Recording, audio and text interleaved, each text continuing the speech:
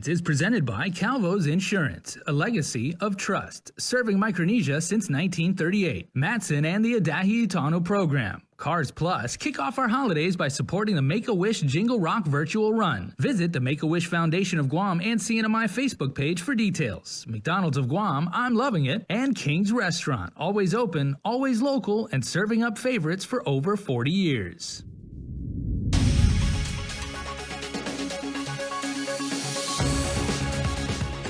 Starting now on Prime Time, thousands of GovGuam workers experienced a payless payday after a decades-old payroll system failed. Plus, it will be a wet weekend as heavy rains are expected. We've got the latest from the NWS coming right up. And Guam receives 30,000 BICSAC now COVID tests. Hapaday and good evening, everyone. An apparent breakdown in the computer system caused a delay in payroll processing for thousands of Government of Guam workers. Late this afternoon, the Department of Administration says it was able to resolve the issues, and depending on their financial institution, many employees will get their scheduled pay today. My understanding of what happened is that there was a hardware fault that caused an interruption to the payroll, and the payroll process got stuck. So we were unable to get the normal reports we would get when we run payroll. So we had to go into the system and pull them out and reformat them in order to get them into the format that's required when you send them to the bank. But Burns says something like this was probably bound to happen given how old the system is. This system is a system that, as I said, dates back 30 years, and it's difficult to get information out of it. It's difficult to get information into it. And we are certainly looking at how to modernize the system. I think it's more than time. He says a request for information for a new and complete financial management information system was sent out in August, and DOA received feedback. Burns says they plan to send out requests for proposals soon.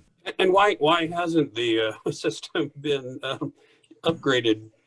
I can't answer you that. When I got here, I was somewhat surprised, and we've been working since then to try and determine what we're going to do to improve the system.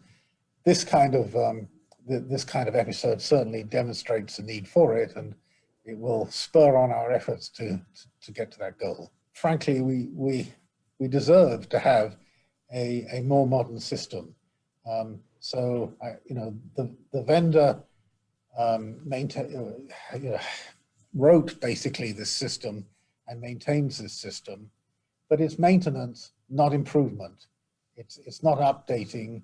It's not giving us the real-time information we need. And to get a report out of the system requires a lot of effort. Burns says they, of course, regret the delay, but also reassures that it was not because of a lack of cash. He says there is money in the account to cover payroll. And Director Burns says employees with Bank of Guam accounts did receive their paychecks late this afternoon. Keep your eyes to the skies this weekend as the National Weather Service expects heavy rains to start rolling through. Tyler Matanani reports. As the National Weather Service forecasts heavy rains for the weekend, they've placed Guam under a flash flood watch for potential flooding throughout Saturday night for Guam, Tinian, and Saipan. However, NWS's Landon Idolet says although a flash flood is not expected at this time, there is a possibility. Once we see these white clouds, this water vapor, this very moist air come over our area, that's where the showers will increase. If we see that potential increasing for flash flooding, we will upgrade the flash flood watch to a flash flood warning, which means flash flooding is imminent or occurring. Aside from a flash flood watch, the NWS has issued a small craft advisory for Guam until 6 a.m. Sunday. And as we look forward to the weather ahead, the NWS is looking back as to what transpired with Monday's unexpected heavy downpour, which caused heavy flooding in the south. Idolit says he's working with their regional headquarters to analyze the details as to what went wrong. All the analysis of the satellite data, the radar data, the models, different models, see what was, how things transpired that day, as well as the operational decisions. Idolet says he sympathizes with many of those in the community that were caught off guard, saying for him, it's the worst case scenario. Communications and forewarning has been my forte and my focus since 2017. So we really want to figure out how to prevent that from happening. Reporting for Guam's News Network, I'm Tyler Matanani. The governor has extended the public health emergency for another 30 days. She signed an executive order today continuing it to at least December 29th. The order also continues Pandemic Condition of Readiness 1 and the Safer at Home advisory. In-person instruction at public and private schools is still prohibited. All businesses and activities already authorized under public health guidance are allowed to continue. Social gatherings are still limited to no more than 5 persons, and violators of public health directives are subject to fines. DPHSS and other affected agencies are authorized to impose the sanctions with the assistance of the police.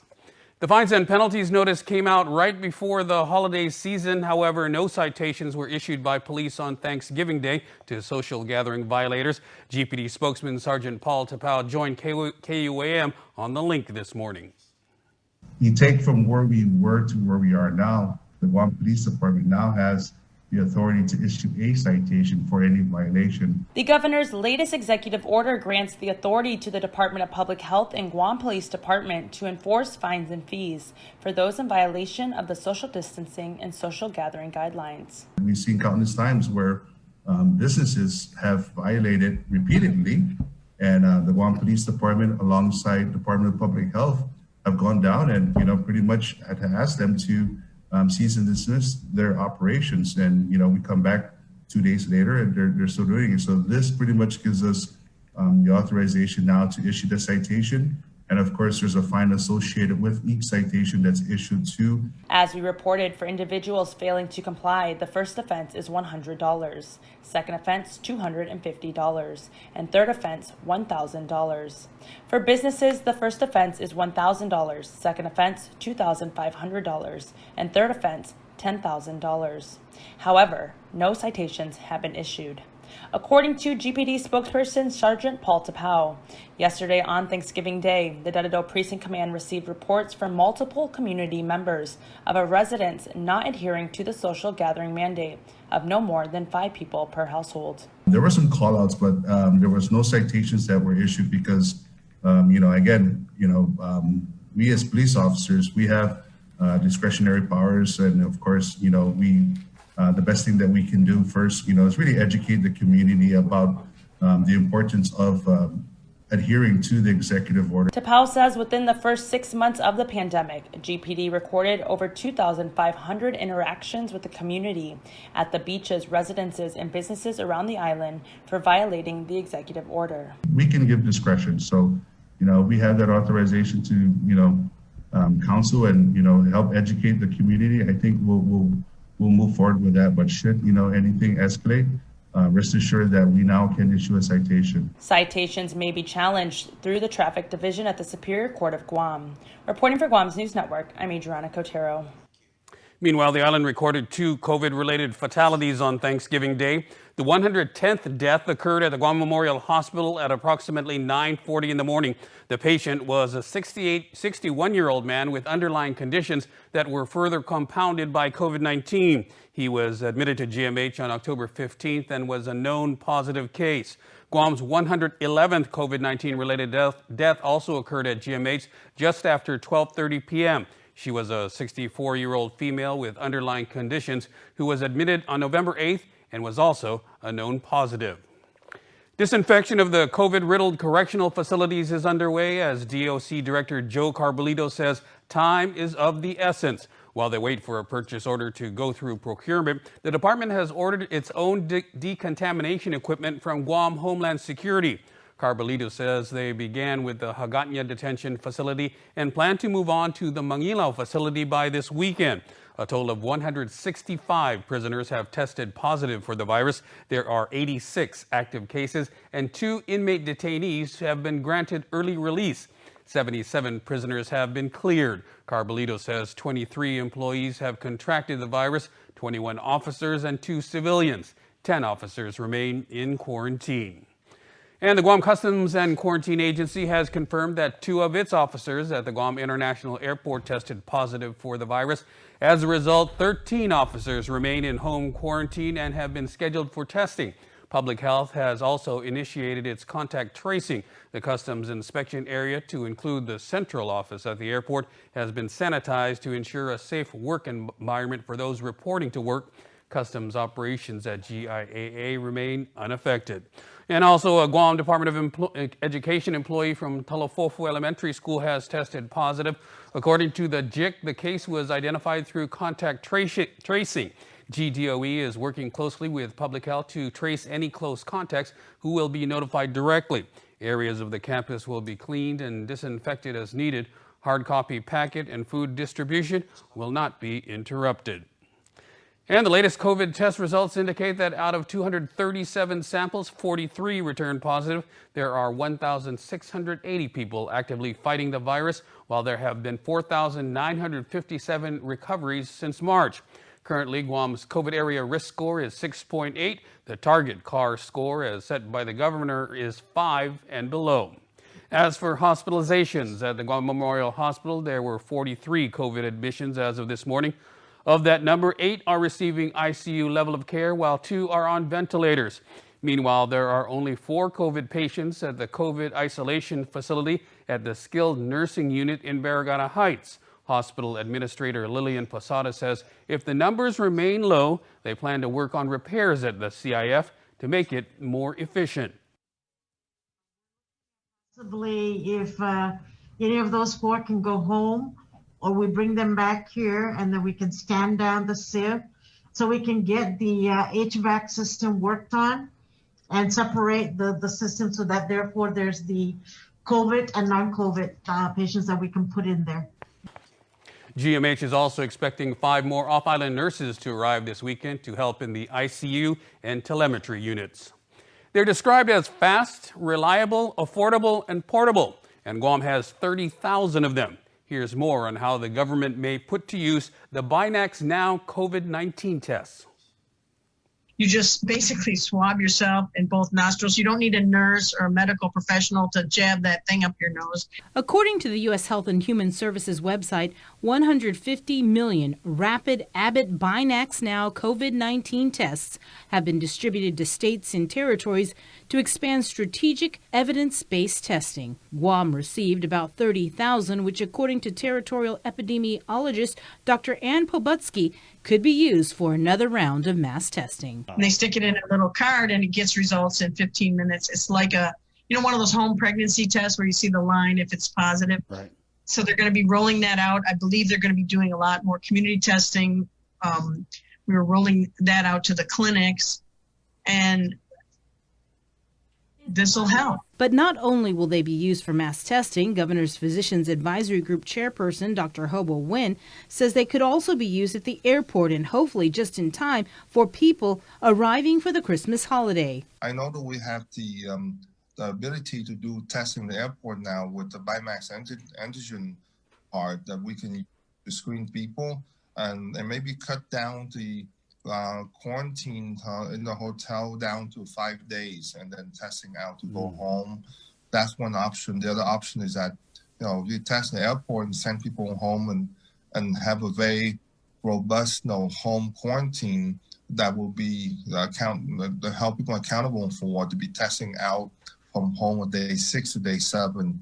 But those are the options that we had to throw on the table. Dr. Nguyen says he plans on putting the rapid testing at the airport on their agenda for next Thursday. He admits, however, that these antigen tests are not as accurate as PCR tests. So that's something that, again, we will miss some, but if we can catch 67% of people that are asymptomatic that carry the virus, it's better than nothing. Reporting for Guam's News Network, I'm Sabrina Salas, Matanani.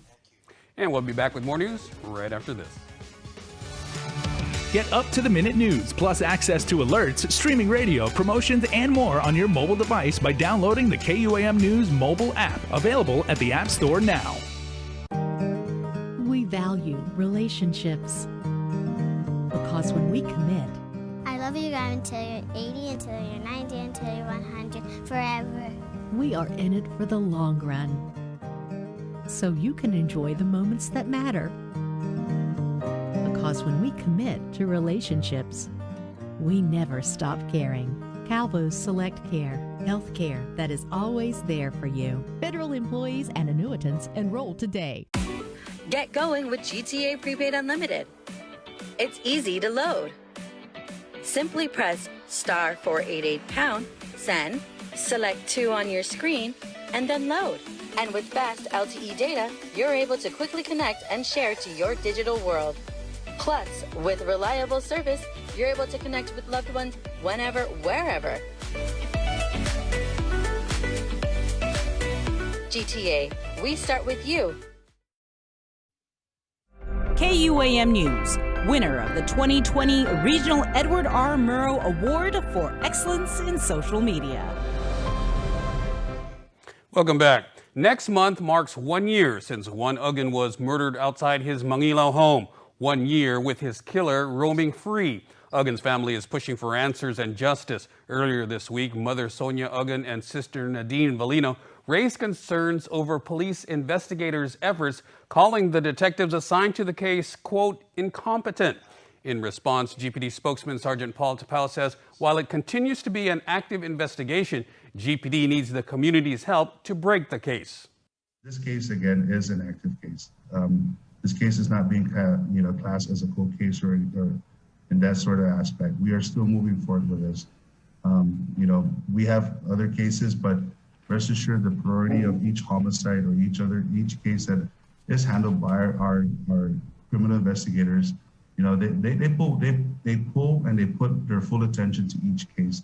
There are some incidents where, they may hit a snag along the road, but, they continue to work. And this is where we, with the partnership with the Guam Crime Stoppers and of course the community, repeatedly and continue to ask for the community for any information that can aid this case in moving forward. If you have any information on the case, call GPD Dispatch at 472-8911 or leave a tip at guam.crimestoppersweb.com.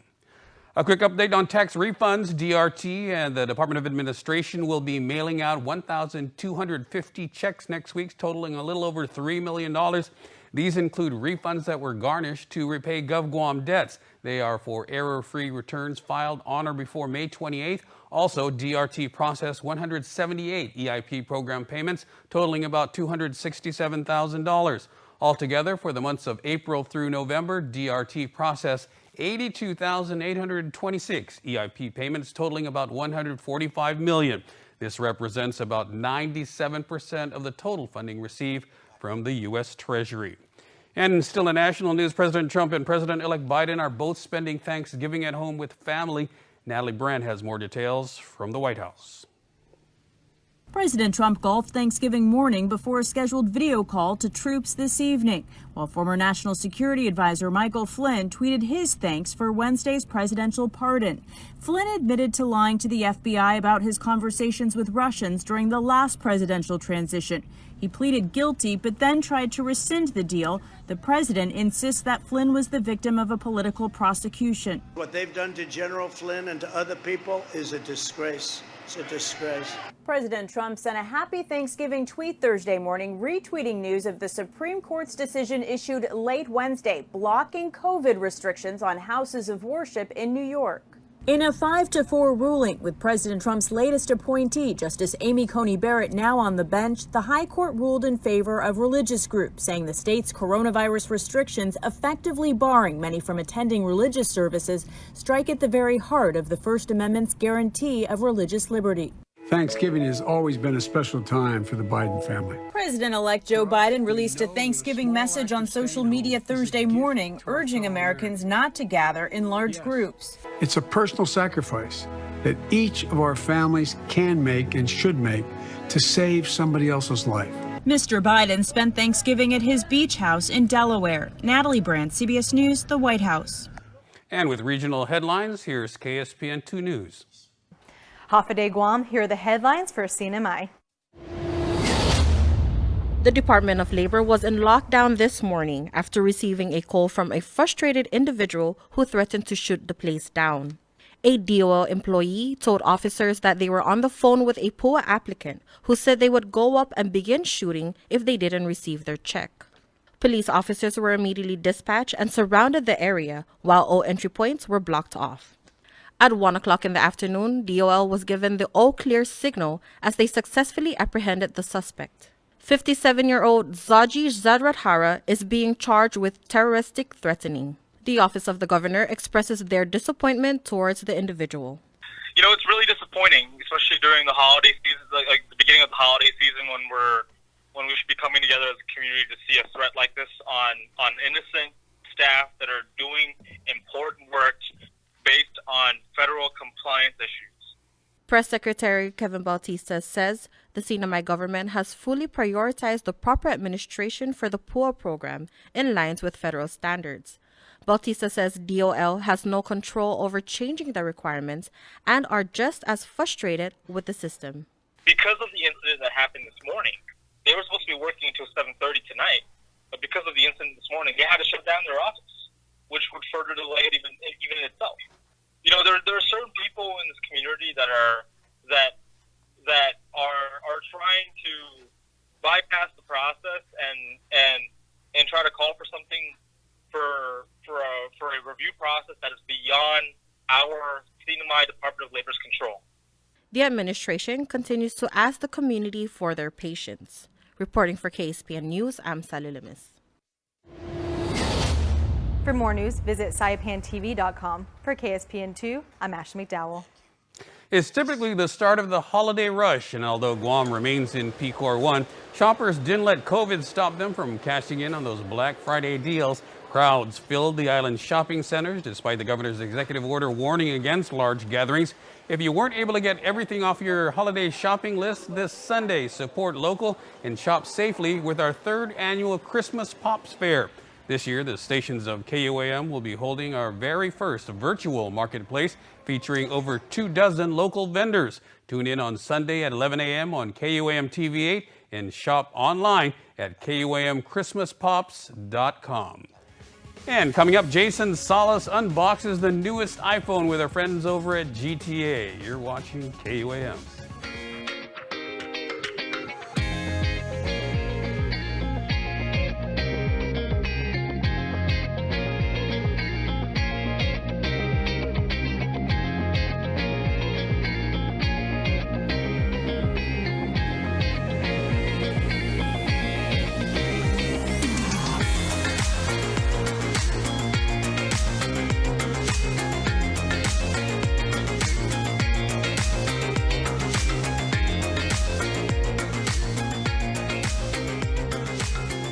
Your community calendar is brought to you by Taco Bell. Whether it's your first meal or your 4th meal, we've got you covered. Taco Bell, live Mas.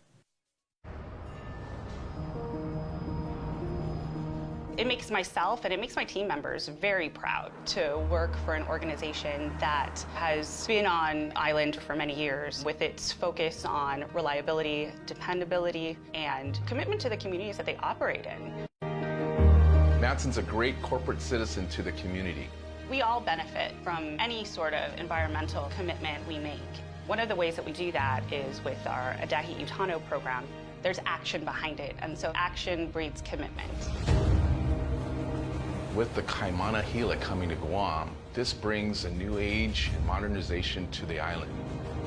It's exciting for me because it's a brand new ship and we can carry more freight into the islands. It just shows growth for Guam and Micronesia. Matson would be nothing without its customers, and we hope to continue to serve you for decades to come. Are you looking to save? Here at Cars Plus, it's Black Friday every day.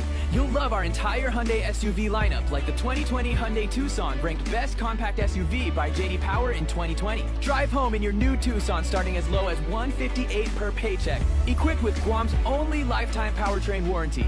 That's right, there's only one place to shop for your SUV this November. It's here at Cars Plus. Call us at 477-7807 to schedule your appointment today. Terms and conditions apply. See dealer for details.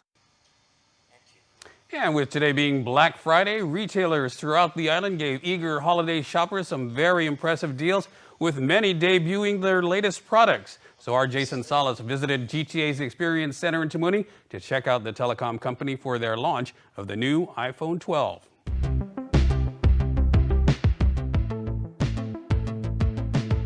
Hey everybody, Jason Salas here, and I am in Tamuni at the Camacho Landmark Center, better known as the building that houses GTA's Experience Center, and we are going to check out some super cool technology. Apple, you may have heard, came out with a super new device. It's a new take on a classic piece of communication device, the iPhone 12. It is here on Guam. It is here. GTA is proudly and very graciously hosting us right now. Marianne is my new friend here, and we are going to check out not one, but two of the iPhone models right now. You have all four in stock right now, but there they are.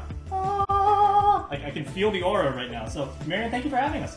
You're welcome. Thank you for coming by, and we're excited to show everyone the new iPhone 12. Okay, and I hate to be rude because, at KUAM we do preach, being cordial and everything like that, but can we please check out the hardware? Yeah, I've never seen one of these in person though. So let's check these out. So let's start with the iPhone Mini. So this is the iPhone 12 Mini, and a lot of people will remember the iPhone 5S. It's so little. It's cute. It's petite. It's small but mighty. And this has all the capabilities of your iPhone 12, just in cuter, smaller packaging. And just because it's a mini doesn't mean like it's some slacker when it comes to specs and everything like that. This can shoot in full 4K. Yes, this can shoot in 4K, and Apple does have the night mode, and you can take in 27% more light at night. A lot of people want Instagram pictures and they want to be able to shoot at night, and this will definitely have your photos popping. That is the iPhone 12 Mini. However, yes, this is a little bit smaller than, if you would please, Marianne. Yeah, let's unveil the... Dun dun dun! Wow, for comparison. Okay, so this is 5.7. Okay, this is 5.4. Thinking this would be good for gamers. You can do some super cool video editing on this. Yeah, you can do some pretty good content creation. Dude, iMovie game can be taken to the next level. Yes, and it does have the A1 Bionic chip, so it's the fastest chip that is in any smartphone. Plus, it's got FaceTime, of course. If you're FaceTiming with other people on other iOS devices, like a Mac and everything like that, they're gonna immediately say they're gonna be, dude, I know you're using an iPhone 12 because your picture quality is insane. Yeah, definitely.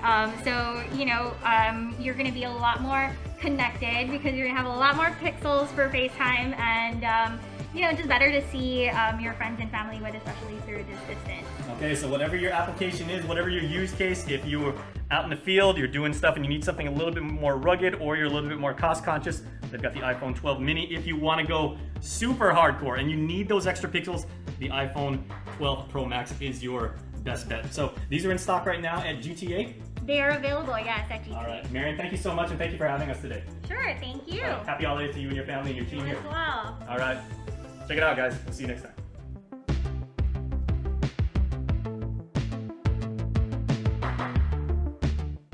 Guam's auto appearance specialist, Elegant Reflections, has been providing the automotive industry with professional detailing and car care products at its highest quality, from complete detailing, full interior detailing, exterior detailing, headlamp restoration, hand washing, seat and carpet shampoo, engine degreasing, undercarriage cleaning, paint sealant, fabric protection, paint oxidation removal, and so much more. Visit us at our new location. Call 646-5555 for an appointment. Elegant Reflections, Guam's auto appearance specialist, over 20 years of experience. And before we close out the news tonight, our latest round of birthday shoutouts from the Cold Stone Creamery Birthday Club.